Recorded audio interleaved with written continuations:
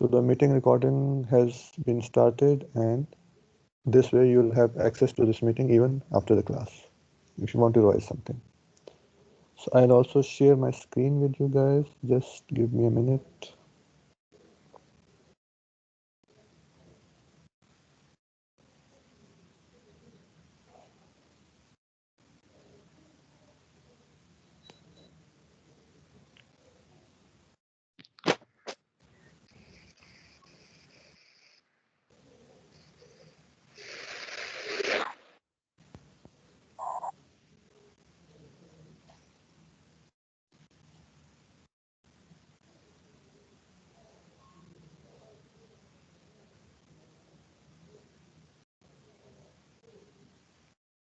So here I've shared my screen with you guys. I hope you guys can see the slides.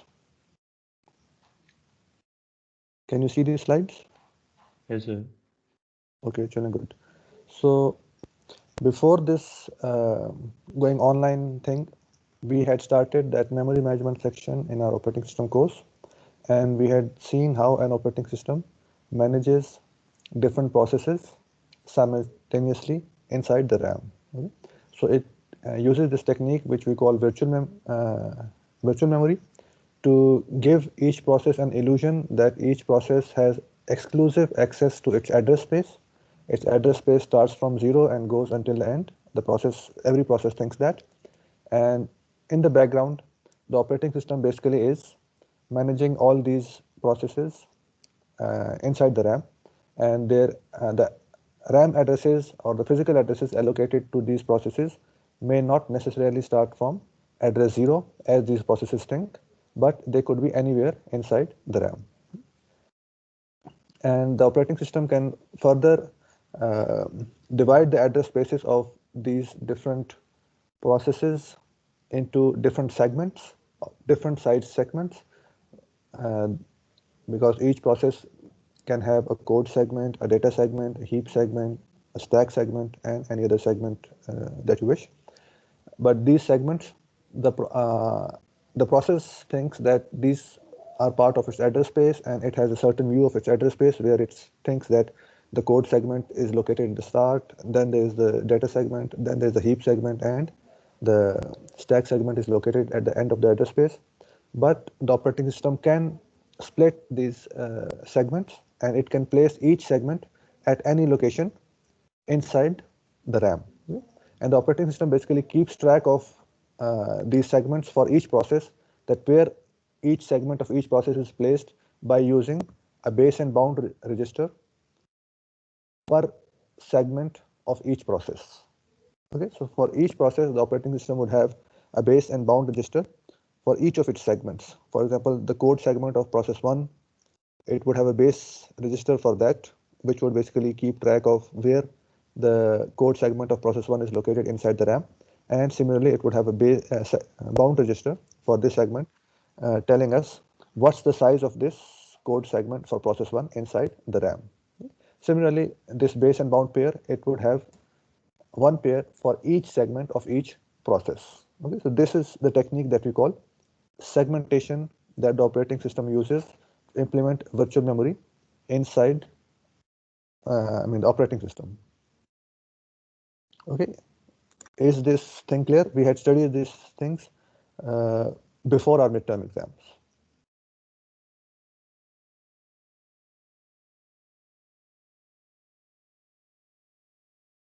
It would help if you guys be interactive, and whenever I ask a question, you can either reply by typing in chat or raising your hand here, and then I can ask you to unmute, and you can unmute to talk. So we can interact by using these two features. So do you guys remember somewhat how segmentation worked? The thing that I just described, base and bound pairs for each segment? Yes, sir. Good. So what was the problem with segmentation? Before we studied this chapter on free space management, on the last slide of the chapter on segmentation, we had observed a small problem, a big problem with segmentation scheme. Fragmentation. Very good. And which kind of fragmentation? There were two kinds of fragmentation, remember? Internal and external. In segmentation, which exact kind of fragmentation were you facing? External. External thing, very good.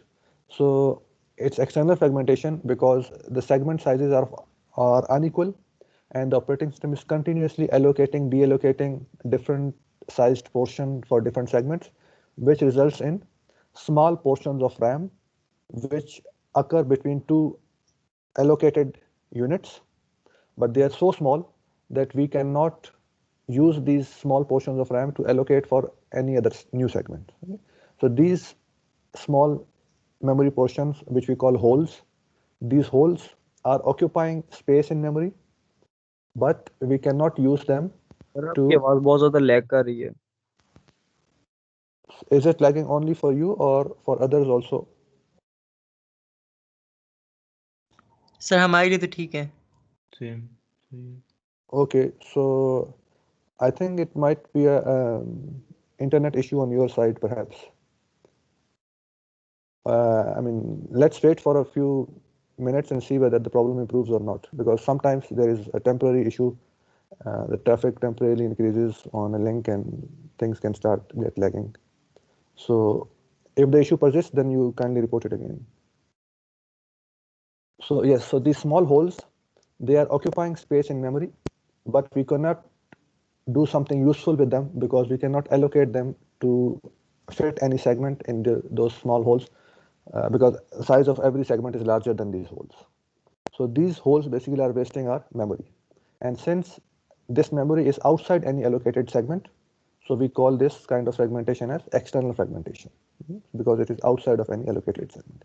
So with time, this number of these holes can increase and they could result in wastage of a lot of our RAM. Remember, RAM is a very precious resource in our system, and we would like to use our RAM as efficiently as possible.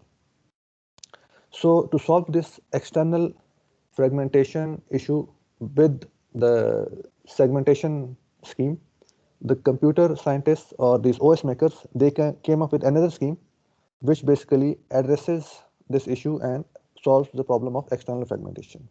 This scheme is called paging. Okay? So this segment or this chapter that we are starting is on paging, which basically is a scheme which gets rid of these holes or this external fragmentation in memory management.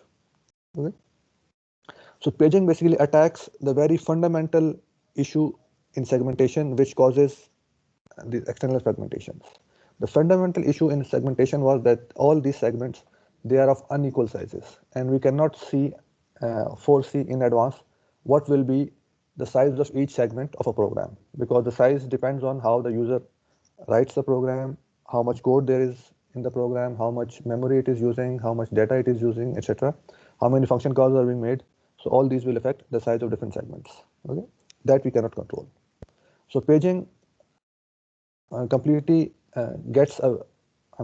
forgets this issue of segmentation and comes up with a new approach in which the address space of each process and the RAM are basically divided into portions of equal sizes. Okay? So this is the key insight on which we will build this scheme, paging, where segments are of unequal sizes, but here in paging, we'll divide our address spaces and our RAM space into portions of equal sizes. Okay, since everything will be of the same size, therefore we won't have any issue with segmentation. So we'll see how it works.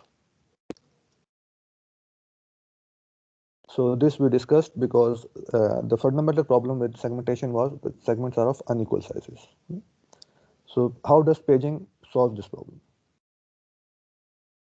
Paging basically divides the virtual address space of each process into fixed size units, which we call pages. Okay? Remember, we had those virtual address spaces that every process assumes that it can access memory from 0 until some max value. Okay?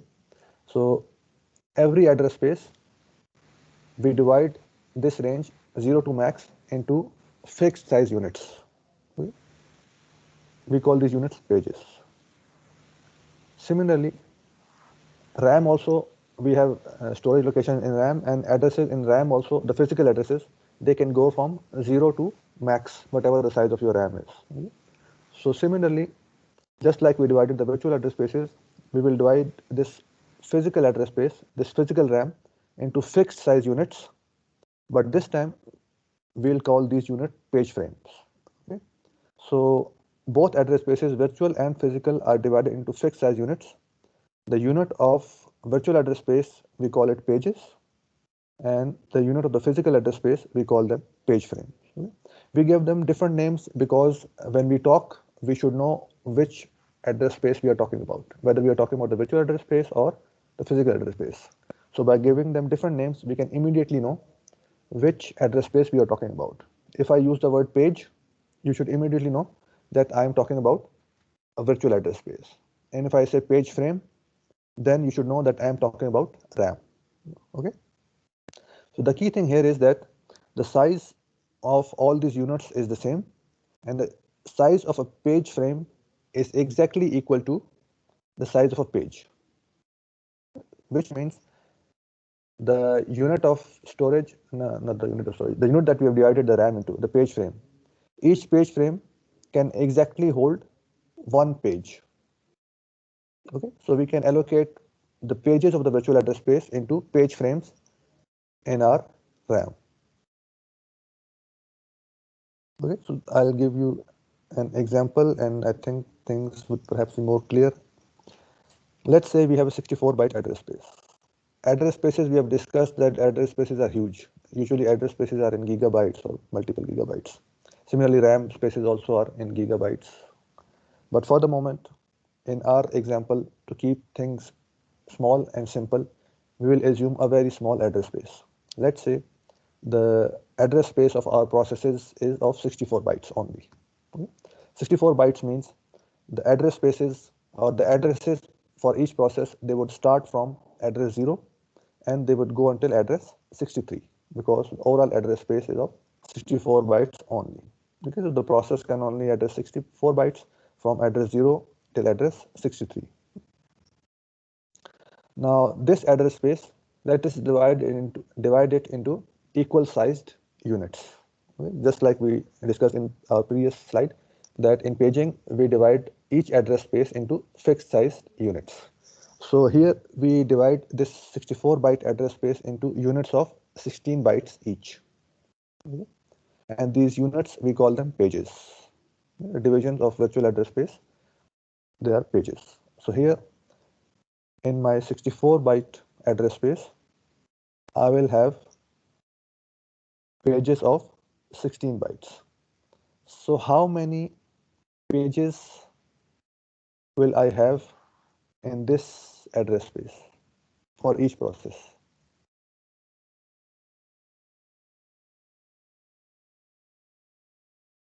Four. Very good, 4. Okay, so we have 64-byte address space. We divide into fixed size units of 16 bytes each. So in each address space, we can have only 4 pages of 16 bytes each. Okay, because 16 multiplied by 4 is equal to 64. We don't have more space than 64 bytes. So we have 64 pages, 4 pages for each process in this 64-byte address space. One other thing that I think you can tell or you can observe that the virtual address space, the virtual address, each virtual address here in this 64-byte address space, what will be the size of each address? I mean, how many bits would I need to encode each address in this address space? The total size of the address space is 64 bytes.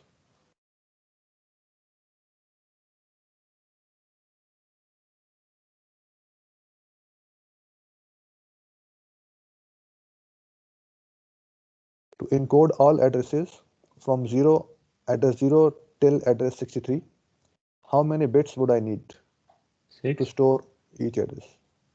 Sorry, please say again. 6, 6. Very good. Okay. So I would need 6 bits to store each addresses. Okay, from 64 in this 64-bit address. The first address 0, I can write it as 6 zeros. and the last address would be 6 ones. Okay, so these are my addresses from 0 till address 63. Now, if I give you a virtual address, can you guys tell me which page this address will belong to? Let's say we divide this address space into 4 pages of 16 bytes each, and we number these pages. The first page from address 0 till address 16, address 15, the first 16 bytes from address 0 till address 15, we call it page 0. The second page from address 16 till address 31, let's call it page 1.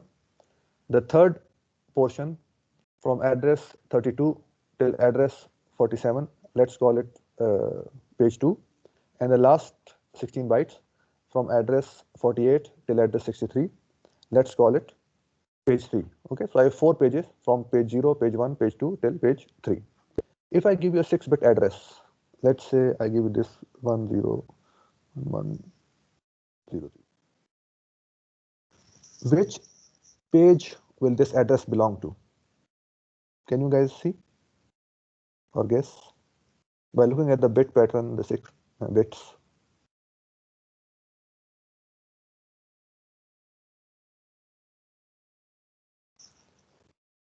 Yes, please speak. 2018-202.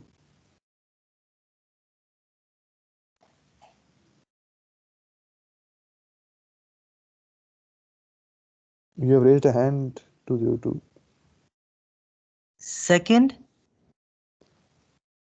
Second, like page 0, page 1, page 2, page 3. Page 2. Page 2. Very good. Okay. And how did you come to this conclusion? Sir, it falls in those 16 bits ना, उसका जो m bit है उसके अंदर fall कर रहा है ये. Very good. It falls between address 32 till address 47. But I mean, did you convert this value to decimal, or just looking at the bits you can guess?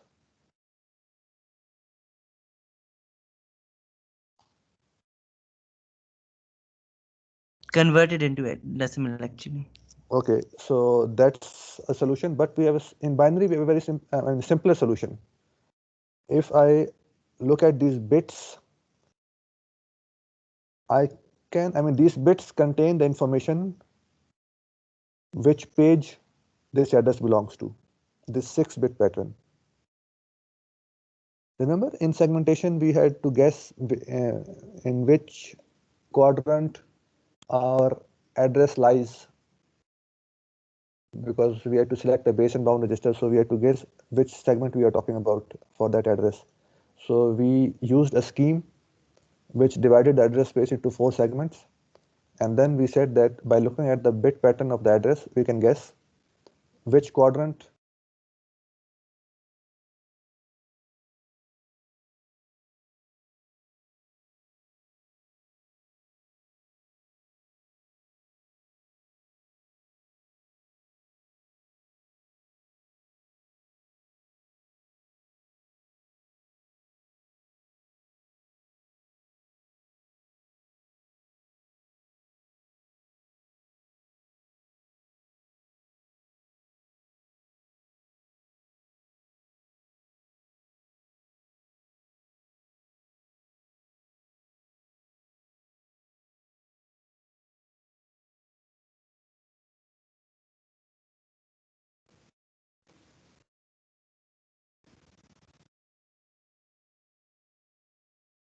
Okay, so I think there was an internet issue at my end, so for a moment I was on hold.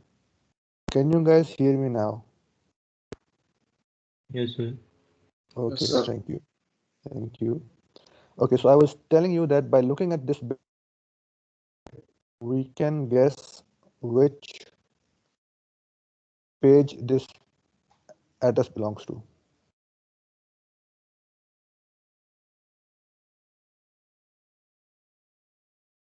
Can you guys see how we can guess which page this address belongs to? I was telling you that we had used a similar technique in our segmentation chapter, where we had to guess an address belong to which segment.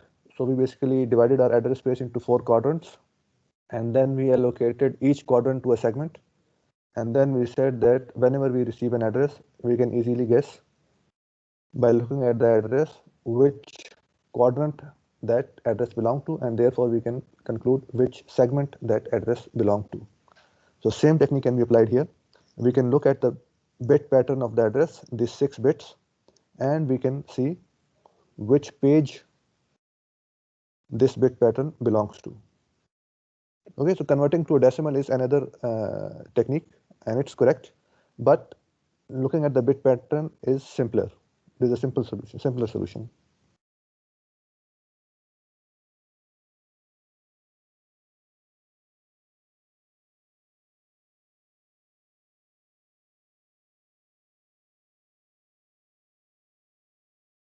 Can you guys guess?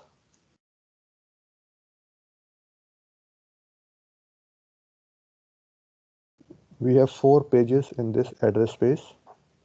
So by looking at these 6 different bits, The most two significant bits.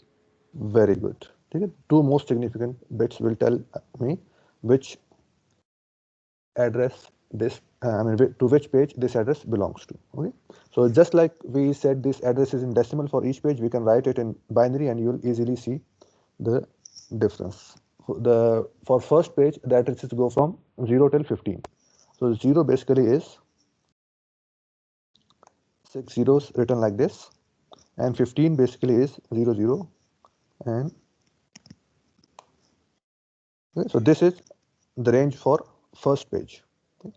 Similarly, the second page, page 1, it will go from address 16 till address 31. So address 16 would be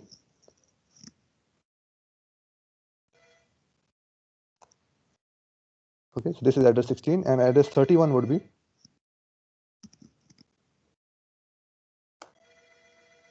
okay, so this is basically the second range for second page. And similarly, we can go for third page.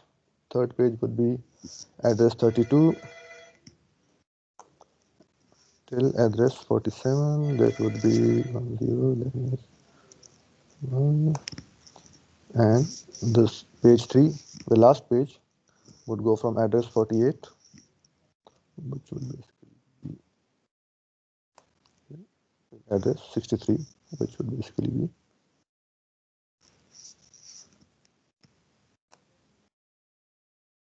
okay. So these are the page ranges for each page, the starting address and the last address. So I have just put a dash to indicate which bits are for page number and which bits are for offset within that page. Okay, so any address in this particular case, we can divide it into these 2 groups. We can take the 2 MSBs, most significant bits, and those would get us or give us the page number. Okay, and the rest of the 4 bits would give us the address or the offset within that page. Okay, so you see, for any page, let's say for page 3, I take the first address. So this will be the first byte in that page. So in this last 2 numbers, the 1 1, it would give me the page number, which is page 3, and these 4 zeros are telling me that this particular address or this byte is at the first offset in this page. Okay, so overall this is byte number 48 from the start of the address space. But in this particular page, this byte has an offset of 0. Similarly, byte 49 would have this 1 1 and 0001. Okay, so that would tell me that this byte is in page 3, 1 1, and 0001 would tell me that this byte or this address is at offset 1 in this page. Okay, so the offset within the page is basically offset from the start of the page. it starts from 0 and it will go on until 15, because every page can have only 16 different bytes starting from offset 0 till offset 15. Okay, so that's exactly what you see on your slides, that every virtual address will now be composed of virtual page number plus the offset within that page. Okay, so this last line, I hope now it should be clear. What do we mean? That when we divide the whole address space into fixed size portion called pages, then given any address, we can easily determine which page this address belongs to and what's the offset of this address within that page. Okay, so the virtual address basically contains these two pieces of information, the page number plus the offset within that page. Is this concept clear? Yes, sir. Okay, I hope to others also.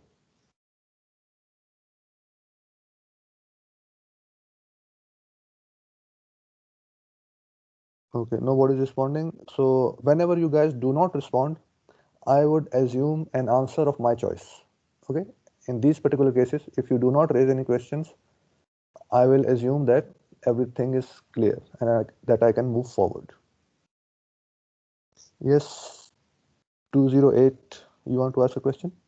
Sir offset का मुझे समझ नहीं आया कैसे offset आप निकालेंगे Offsets, in this particular case, we have an address space of 64 bytes. Okay, so we are using 6 bits for each of these addresses. Okay? So these 6 bits, they are composed of the virtual address, sorry, the page number plus the offset within that page. Okay, so the page number is the MSBs. A few MSBs would tell us the page number. So here we have 4 pages, so 2 MSBs would tell us the page number. Okay? And the rest of the bits in the virtual address, they would be the offset within that page. Sir for instance हमारे पास 5 pages हैं तो फिर हमारे एमएसबीज कितने होंगे 3 होंगे फिर इस केस में No, normally the pages would be multiple of 2, the number of pages.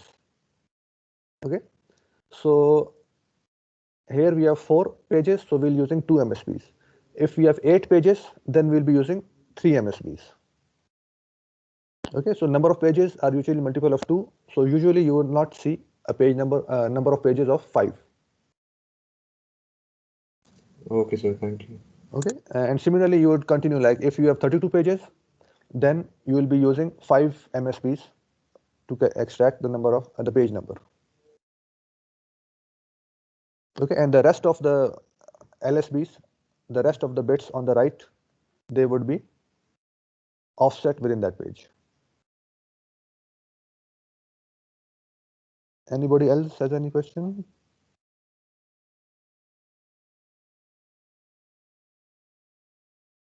Okay, so if not, then we'll move forward. So this is an example that will continue. We have an address space of 64 byte, which we have divided into 4 pages of 16 byte each, and a virtual address contains the page number plus offset within that page. Okay, just like as with segments, we can put segments anywhere in physical memory. Similarly, for every process, these virtual pages, we can put these pages anywhere in physical memory. Okay, so remember, physical memory also we have divided into fixed sized units, which we call page frames, and we can put any of these pages into any page frame if it is free. Okay, because the size of the page is exactly equal to the size of the page frame. So here, let's take this physical RAM. Remember, we had on the last slide we had this 64 byte address space.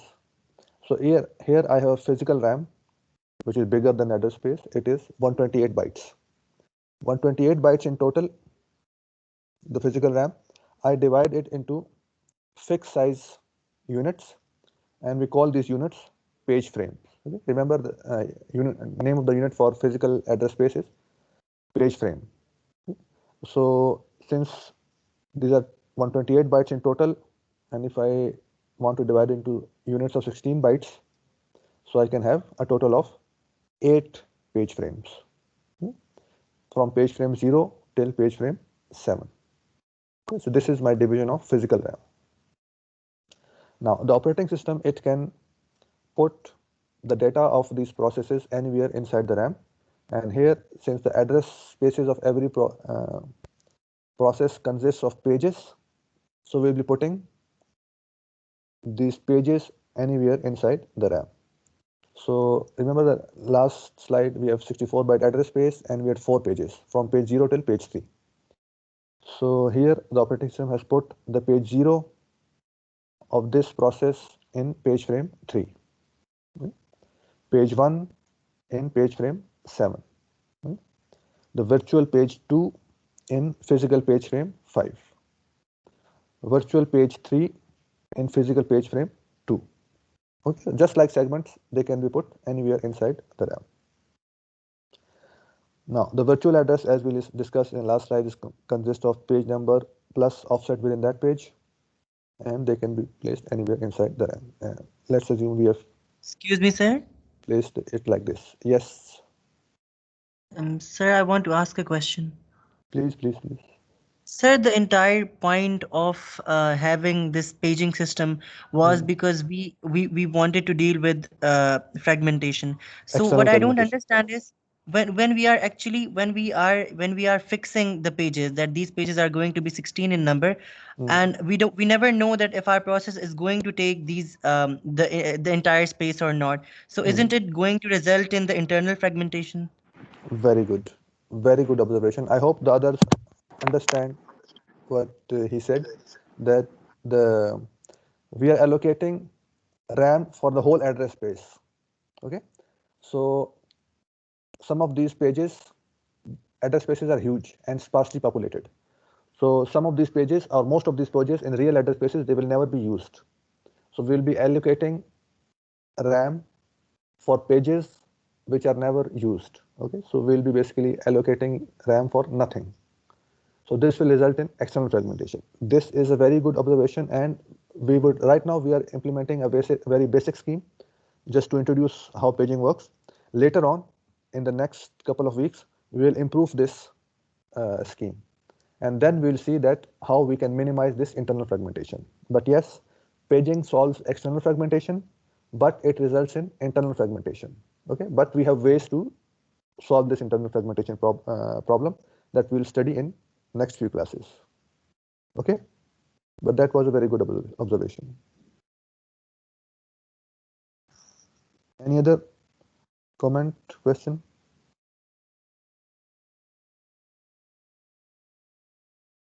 Okay, so if not, we continue. So we had a 64 byte address space with 4 pages. We have placed these 4 pages into different page frames in RAM. Now the page frame size is exactly equal to page size. So whenever we free a page, we will exactly have freed or liberated a portion of RAM which can accommodate a new page. Okay, so since all allocations and deallocations are of equal sizes, there will be no holes. Okay, so there will be no external fragmentation in this scheme. Similarly, since all our slots are of equal sizes, so maintenance of free list is simple. Okay, remember when we had segmentation, we could have free spaces of different lengths. Okay, so you will have to maintain a linked list where the starting address of each space and the length of each space, we have to manage it like this, and then we have to whenever we do an allocation, we might have to do a splitting operation, and whenever we do a free, we might have to do a coalescing operation. But this game is very simple. Each slot is fixed sized, and it can either be occupied or free. So instead of storing the starting addresses or sizes for each slot, we can simply have one bit for each slot, and that one bit, the value of that one bit could tell us whether that particular slot is free or occupied. Okay, so we have, let's say, 8 page frames. So we can use 8 bits to indicate whether which of these 8 frames are free and which of these 8 frames are occupied. Okay, a simple 1 bit per page frame scheme is sufficient to keep track of the free list, which portions of memory are free. Similarly, we'll see later that here we don't have to worry about stack and heap growing in different directions. Remember, when we converted virtual addresses to physical addresses in segmentation, we had to know whether this segment grows in positive direction or negative direction, so that we know whether we have to add or subtract the offset. The calculations were different for heap and stack, but here we'll see that that problem is completely removed and the conversion is very simple. Okay, so the advantage of paging scheme is that there is no external fragmentation, no holes because of these equal sizes. Maintenance of free list is simple, and the address conversion is easy. We'll see how. Now, just like segmentation, in segmentation, the operating system had to keep track of where each segment of each process was placed in memory. Okay, and what was the length of each segment.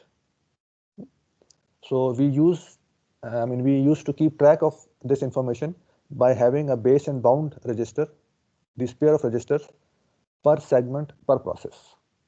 For every segment in a process, we had to keep track of its base address and its size.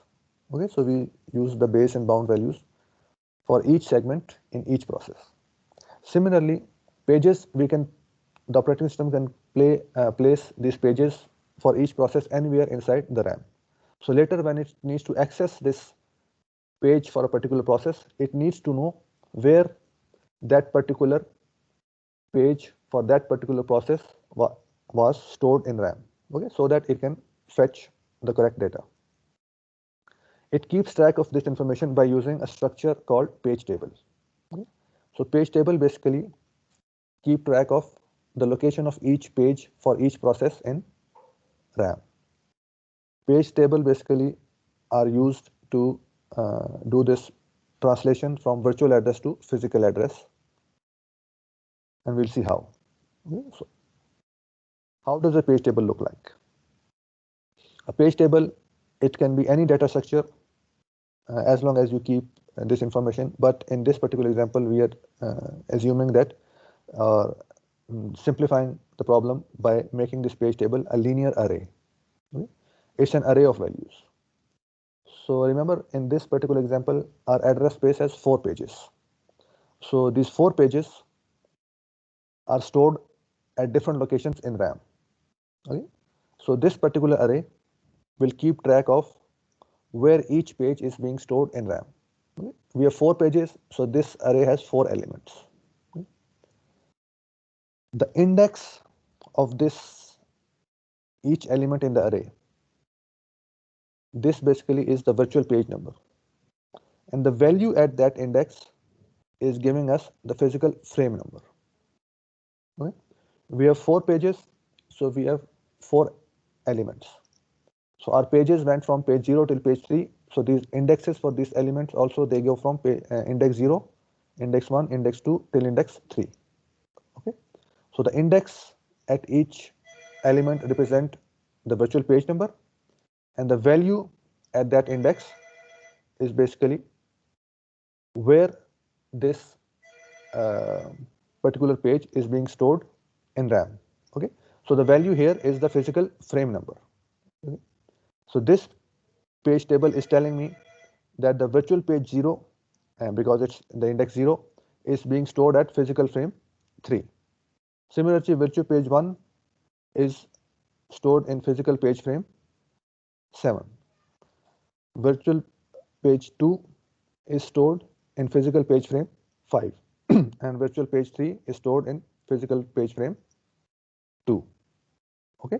This, if we go back to this slide, we will see this situation that page 0 is in frame 3, page 1 is in frame 7, page 2 is in frame 5, and page 3 is in frame 2. Okay, so this mapping of which page is stored in which page frame, the page table basically stores this mapping. Okay, page 0 is in frame 3, page 1 is in frame 7, page 2 is in frame 5, and page 3 is in frame 2. Okay, so a page table basically keeps track of which page is stored in which page frame in RAM. Okay, and one other thing to remember is that we have this page table is basically maintained per process. Okay, for every process we will have one page table which will keep track of the pages of that particular process, that where the pages of this particular process are stored in RAM. Okay, so remember we have one page table per process which keeps track of where the pages of that particular process have been stored in RAM. Is it clear how does the page table keeps track of the information? Yes, sir.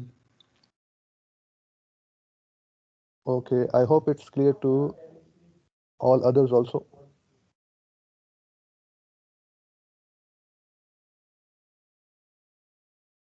So, okay, so it's for the moment it's a linear array whose indices are the virtual page number, and the value at that index is basically the physical frame number. Now we come to the part where we translate our virtual address to our physical address in paging. Okay. In segmentation, we've already seen it. In paging, we'll see how does this translation works.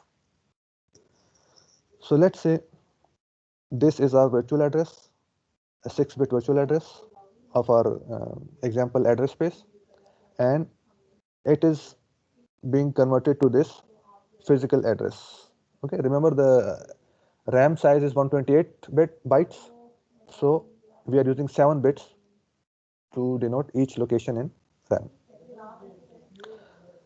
So to convert a virtual address into a physical address using this paging scheme, we know that the virtual address that we have is composed of the virtual page number plus the offset within that page. Okay? So from this virtual address, we extract the virtual page number. We extract the virtual page number and then we go and use this page number to index into the page table. Okay? So here the index page number, virtual page number is 01. So that's the index 1. If you go at index 1, we see that the value at this index is 7. Okay, so this gives us the frame number. So from the virtual page number, using the page table, we have extracted the physical frame number for this particular page. Okay, where it was stored. Okay, virtual page 1 is being stored at physical page frame 7, and this information we got it from the page table. So once we have the physical frame number, all we need to do now to calculate the physical address is to concatenate this offset, this remaining offset, with the physical frame number. Okay, so the offset from the virtual page, virtual address. Remember, the virtual address consists of virtual page number plus offset within that page. Okay? So we take this offset from the virtual address and we concatenate it as it is with the physical frame number, and we have got the physical address. Okay, you see the translation here is very simple as compared to segmentation. We do not need to worry about whether we are translating for stack or heap. We do not need to worry whether we have to add or subtract the offset. As soon as we have got the physical frame number, we just concatenate the same offset with the physical frame and we got the physical address. Because since the sizes of the pages and page frames are exactly equal, so therefore if a byte is at 5 at offset 5, this 4 bits is offset 5. If a byte is at offset 5 within a page, it will also be at offset 5 within the page frame, because the size of the page and page frame are exactly equal. Okay, and we take advantage of the fact that all these things are multiples of 2, so instead of adding and subtracting, we just concatenate it. Okay, so that's how we convert a virtual address to a physical address in a paging scheme. Okay, you will need to know what's the size of the address space, how many pages there are in the address space, what's the size of each page. So the size of each page would basically give you the number of bits used for offset. Okay, so here we have pages of 16 bytes each, so we are using 4 bits for offset. Okay. And the number of pages would give you the number of bits used for storing page number. We have 4 pages, so we are using 2 MSBs to store the page number. Okay. Similarly, the number of page frames would give you the number of bits used for page frame. Okay. So that's how address translation is being done in paging, from virtual address to physical address. Okay. And we know that these page tables are stored per process. There is one page table per process being stored inside the system. Is it clear? How do we do address translation from virtual address to physical address in a paging scheme? Yes, sir. For others? Yes, sir. Yes, sir. Yes, Okay. sir. Thank you. Because there are only a few people responding, so basically I don't know whether others are following or not. So it's helpful if you guys respond from time to time. Okay. Sir So yes, sir yes. Sir जो physical frame number है sir वो कैसे translate हुआ था उसकी समझ नहीं आई sir जो पहले 2 बिट्स ऊपर से ट्रांसलेट हुए हैं No, the physical frame number, we got it from the page table. The page table is basically storing the physical frame number for each page. Remember these pages, we had 4 pages, so they are placed at different locations in RAM, in different page frames. Okay, so the operating system basically puts these pages at different page frames, and then it stores this information in the page table for each process. Okay? So each process will have this information within its page table where a particular page is being stored. So here the page table is a linear array where the index of the array is the virtual page number, and the value at that index is the physical frame number where that page is being stored in RAM. Okay? For example, here in our example, we just saw that the virtual page 1 here is being stored in physical frame 7. Okay, so the operating system put this page in this page frame and then stored this information inside the page table for this process. So at index 1 in the page table, it has stored the value 7. Okay, now the process knows where its page 1 is stored in RAM. Okay, so that's the information that we used here. From the virtual address, we got the virtual page number, and using this virtual page number, we went at the proper index 1, because 01 is index 1 in the page table, and then from this particular index we read the value of 7, which was the physical frame number for this page. Okay, so we converted the virtual page number into physical frame number, and then we concatenated the offset with the physical frame number, and we have got our physical address.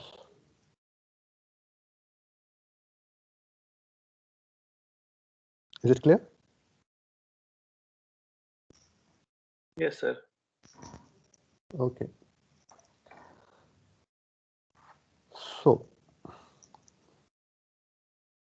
So this was a small example to explain or make you understand how the process works. Now let's discuss some real numbers. One of the questions that we would like to answer is that where are the page tables being stored for the currently running process. Remember the base and bound registers? Where were the values of the base and bound registers for the currently running process being stored in segmentation?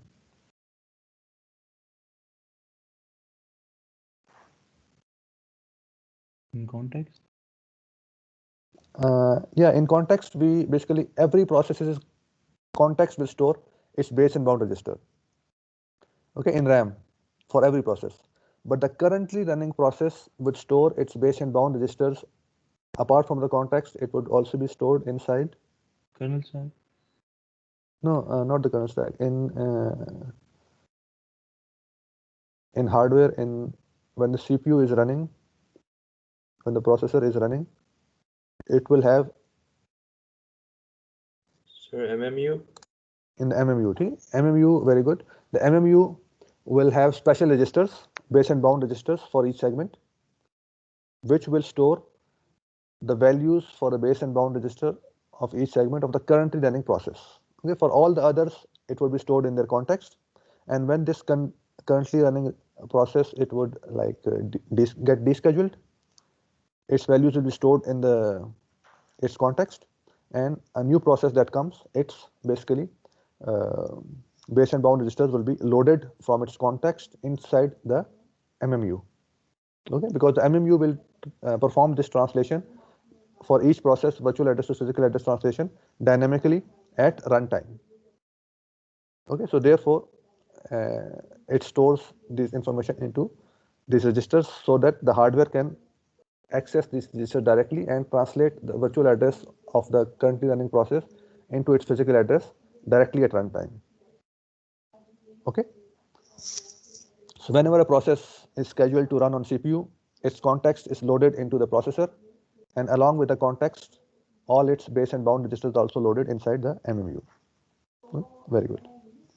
So let's see, just like the base and bound registers, we need the page tables to translate the virtual address into the physical address. So where do we store the page tables? Normally, the page tables for all the processes are stored in RAM, but what about the currently running process? Will the page table for the currently running process be stored in RAM, or will it also be loaded into the MMU, just like the base and bound registers? Okay, so we'll get a hint to this answer by looking at what's the size of each page table. Imagine a 32-bit address space with 4 kilobyte pages. So that's kind of a real, close to a real example. So how many bytes would there be in a 32-bit address space? If you are using 32 bits to store the address, how large would this address space be?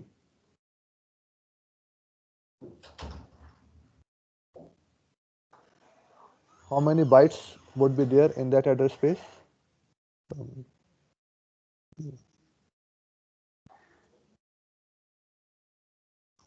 How many? नहीं 4 bytes तो नहीं होंगे, 32 bits. देखें ना 6 bit use कर रहे थे तो 64 bytes का वो था. अच्छा वो represent करने के लिए, ठीक है. Yes, so we are using 32 bits to represent the addresses. So what would be the size? How many bytes would there be in this address space?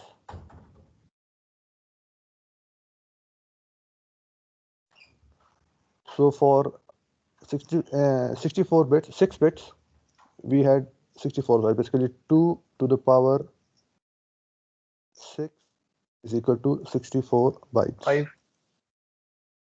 You are going in the wrong direction. So 2 to the power 2.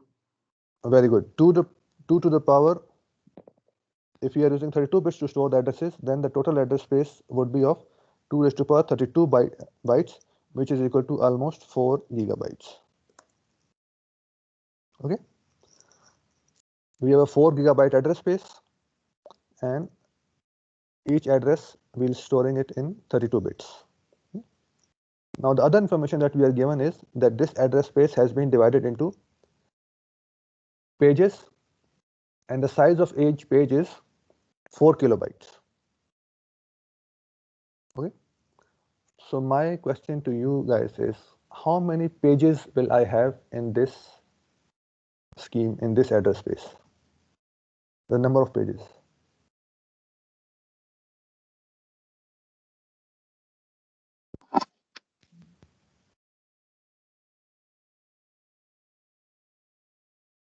Four GB divided by 4 KB. Very good. 4 GB divided by 4 KB. And let's assume that 1 KB is 1024 and 1024 multiplied by 1024 is 1 megabyte, and 1024 multiplied by 1024 multiplied by 1024 is 1 gigabyte. So 4 gigabytes divided by 4 kilobytes will give us the number of pages, okay, because each page is of 4 kilobyte. So how many pages would they be?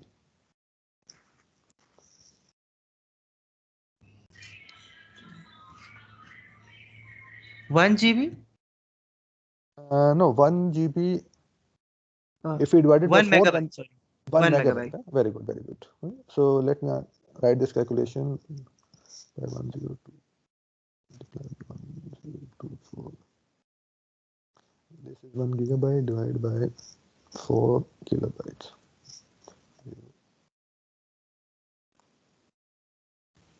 Okay, so this is 4 gigabytes divided by 4 kilobytes.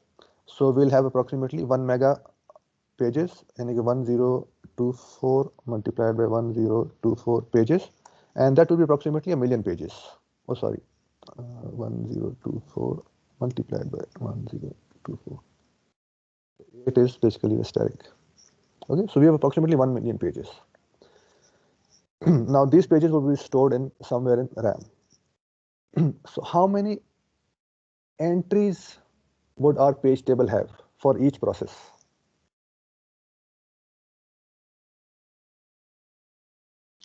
Remember, we use the entries in page table to store the page frame number for each page where it is being stored in RAM.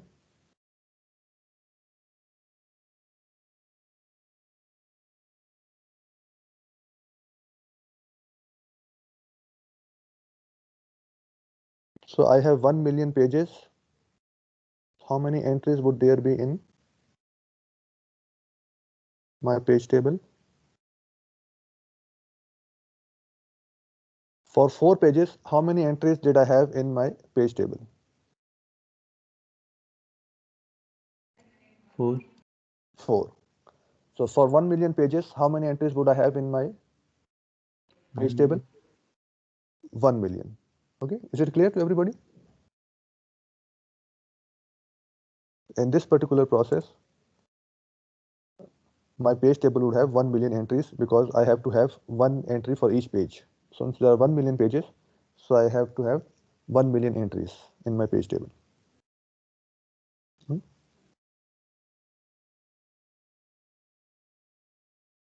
Nobody is responding, so I am assuming that it is clear to everybody. Yes, sir, clear. Okay, thank you. So let's say the size of each entry, I have 1 million entries and the size of each entry is, let's say, 4 bytes. We are storing integer values. So what would be the size of the page table?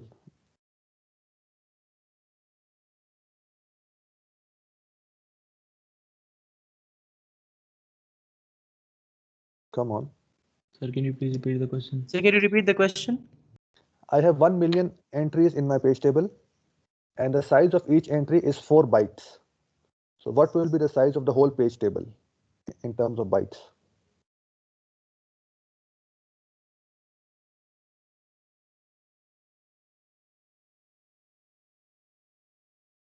How much space would I need to store this page table in RAM?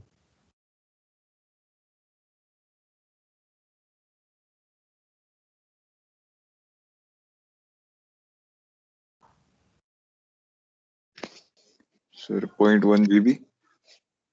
How do you get to 0.1 GB? Let's say this page table has 4 entries, and if each entry is of 4 bytes, how much space would I need to store this page table in RAM?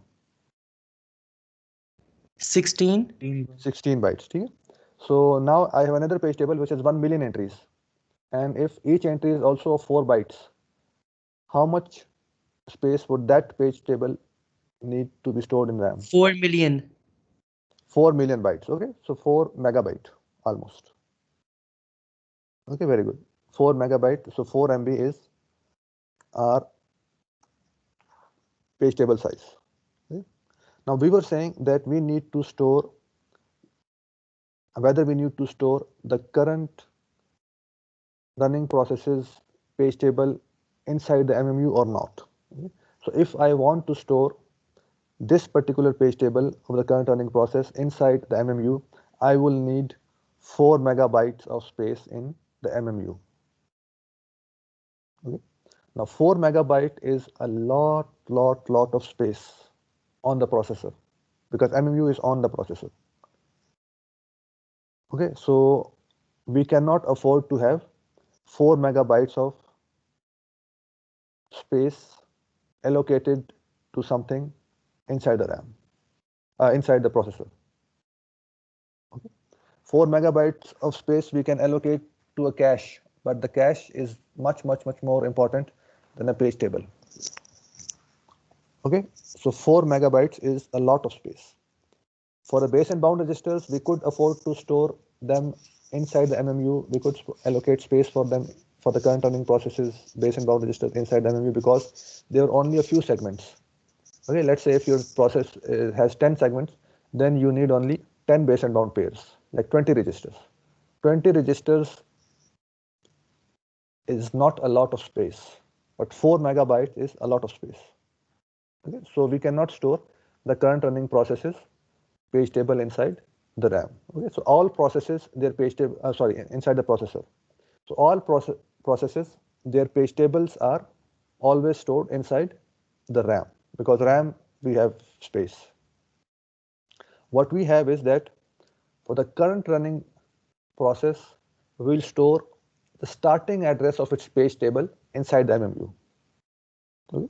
So we have a special register inside the MMU which will be storing the starting address in RAM of the page table of the currently running process. Okay, so that particular register is called PTBR, which basically stands for page table base register. Okay, so PTBR basically is a special register that points or contains the address of the page table of the currently running process inside the RAM. Okay, page table themselves are stored inside the RAM. The PTBR is inside the MMU. Okay. Okay. So one other thing that I would like to ask you guys is that let's say we have this scheme where we have 4 gigabyte address space with 4 kilobyte pages. So we are using 32 bits to store the address. How many of these 32 bits would be used for page number and how many of these bits would be used for offset within that page? Remember, a virtual address, which here is of 32 bits, a virtual address is a composition of the virtual page number as well as offset within that page. So how many of these bits would be 32 bits would be used for the virtual page number, the MSPs, and how many of these would be used for offset within that page, the LSPs? So 12 bits for page numbers. No. 12 bits will be used, but not for the page number. How would we know, or what information would tell us how many bits will be used for the page number? Number of pages. Very good, number of pages. And number of pages here we have approximately 1 million, 1024 multiplied by 1024. So from the number of pages, you have to guess how many bits would be used to store the number of these pages, the page number.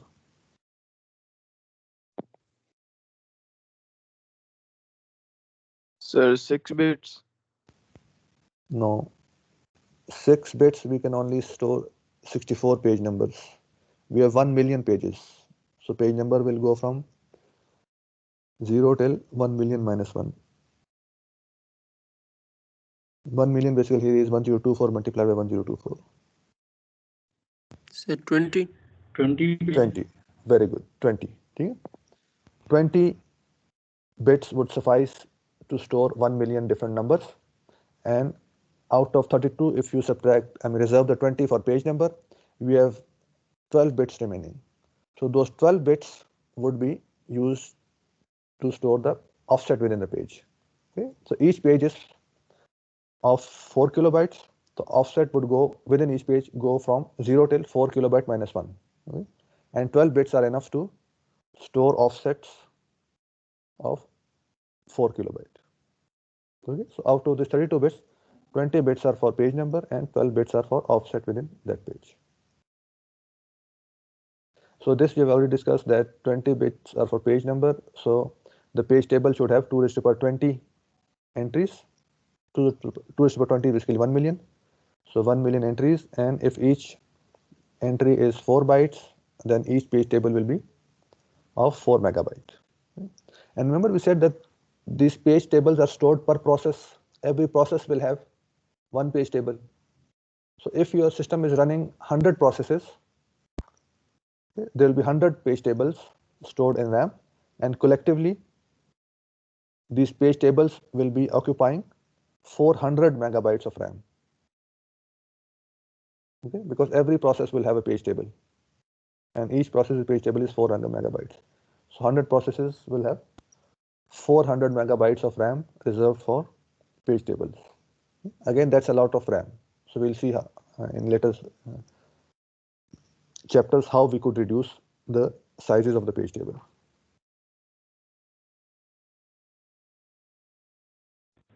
Sir Okay. जी काफी है बस.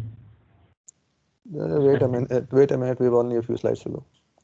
So, and you will always have this recording, so you can always refer back to this recording. So where page tables stored? As we discussed, page tables are stored in RAM. So here, for example, you have this pages that you are stored in page frame. You're storing in page frames.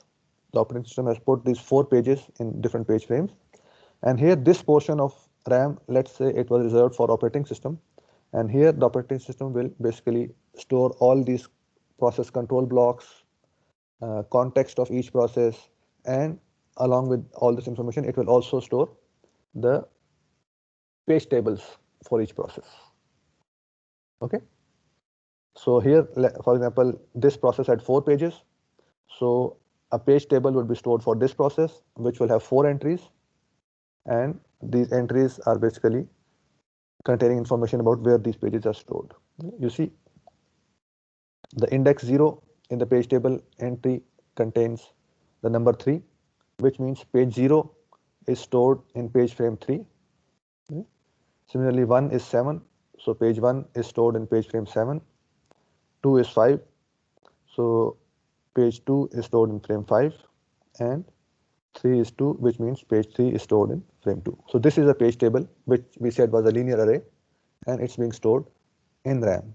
Okay, the operating system, along with all the process control block information, context information, is also storing a page table for every process. Okay? And since page table sizes are very big, they are stored in RAM. So each page table entry, it contains information about that page. What kind of information does it contain? It contains where this page is being stored in RAM. Okay, so we saw here, like here, this page table, each entry contains the physical frame number for that page. Okay, that's the minimum information, but each page table entry also contains some other information. Let's see what that other information can be. Here it gives you a real page table entry from older systems. So we see that each page table entry is 4 bytes. So out of these 4 bytes or 32 bits, it's using some bits to store the physical frame number, and then some bits are also used to store some extra information about these pages. Okay, so just like you guys observed that in the address space, not every page will be used by the program. Okay, so there's one bit here, it's not shown, but usually we have one bit which is called a valid bit. Valid bit in the page table entry tells us whether that particular page is valid or not. Similarly, we have per page, we have other information. For example, the P bit tells us whether this particular page is present in RAM or not. Okay, 10 value P for present. Similarly, this read write bit tells us for each page the permissions for that page, whether we can write to this page or not. Is it read only or is it read write? Similarly, this bit telling us whether this page can be accessed from the user space or can it only be accessed from the system space or supervisor space. Similarly, there is this D bit which is called dirty bit. Dirty bit basically tells us whether, since this page has been brought in RAM, whether we have modified or not. Okay, we'll see later why this information is important. Okay. Dirty bit is one if that page has been modified since it was brought into RAM. And A for access bit, whether this particular page has been accessed or not, whether some process has used it or not. Okay. So these kind of extra information also is stored in the page table entry for each page, along with the physical frame number where that page is being stored inside RAM.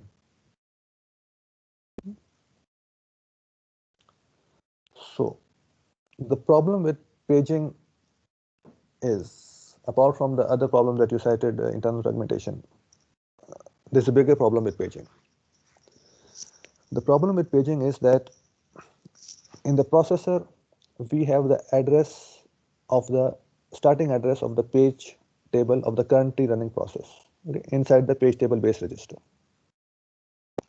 Now, whenever I want to convert a virtual address into physical address, remember we did a conversion in the last few slides.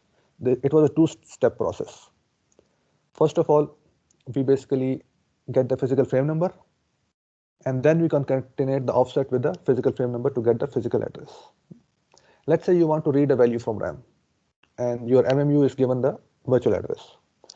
MMU contains PTBR, which contains the physical, the RAM address of the page table.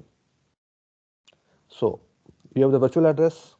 From the virtual address, the MMU extracts the virtual page number, and then it basically calculates the physical address of the page table entry. That will give us the physical frame number. Okay. Remember, page table is an array.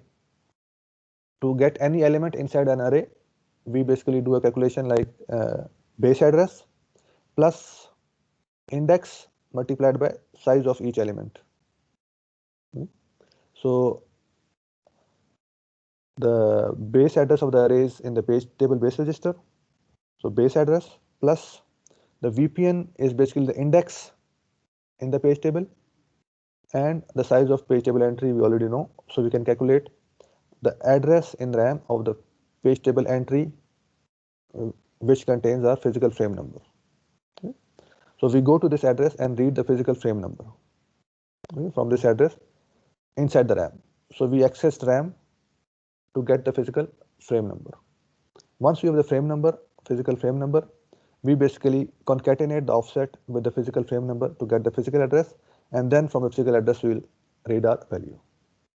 So I hope you have noticed here that to read a value from RAM, we are accessing the RAM twice. Once to access the page table to get the physical frame number, and then once we have the physical address, we access RAM again to read our actual value that we wanted to read. Okay. So in paging, every memory access is basically generating two memory accesses.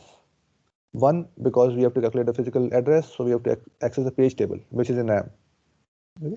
And then once we have the physical address, we access RAM to read our actual value that we wanted to read. Okay. So this basically problem has, it will make if we don't take any remedial action, it will basically make execution of our program very, very, very, very slow, because we our programs access RAM all the time, whether to read an instruction or to read a value. They're accessing RAM all the time, and RAM access is slow already. And if for every RAM access, we have to access RAM twice, one for the page table and once for the actual value, then we are like doomed. Our physical, program would be so slow that it would almost be impossible for us to do any meaningful work. Okay, is it clear why paging is slow?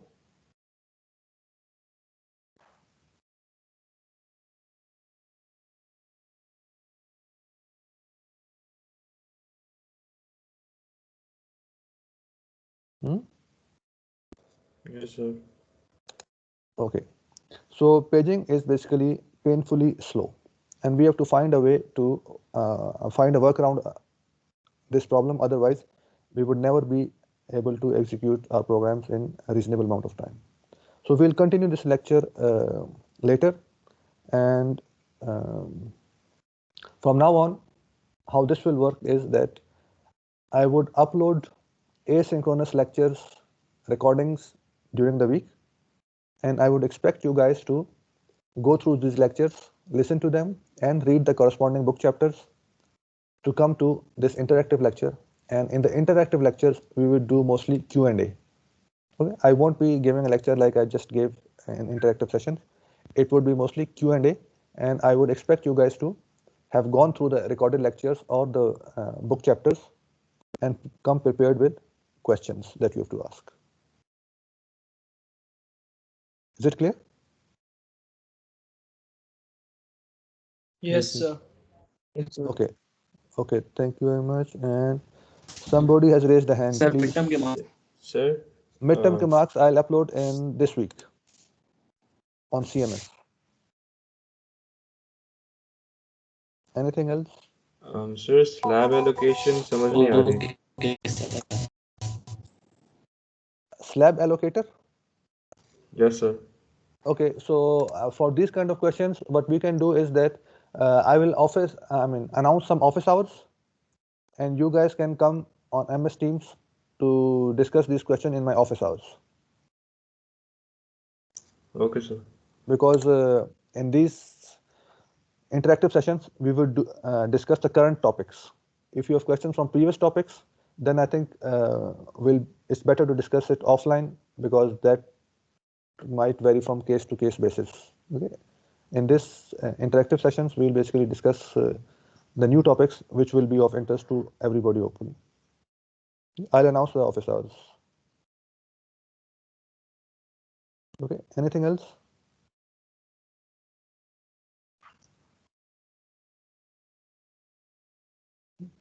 No? Okay, so I think we will stop here, but before that, let me download your attendance. How does it work? Just give me a minute. Participants, download attendance list. Okay, so it's still not working for me. So for the attendance, what you guys can do is you can mark your attendance here, like you can type your 2018 number and name. Okay, this way kindly mark your attendance here in chat. No, name also. Number as well as name. Yes, thank you very much. So this way kindly follow the OMAS and the pattern that OMAS has written. Write down your roll number and your name, and this will be basically attendance for interactive sessions. For asynchronous recording, I'll tell you later how we'll mark the attendance.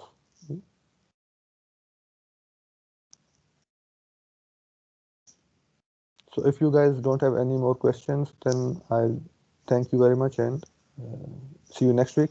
And meanwhile, I'll upload the recorded sessions so that you guys can review it before coming to the class.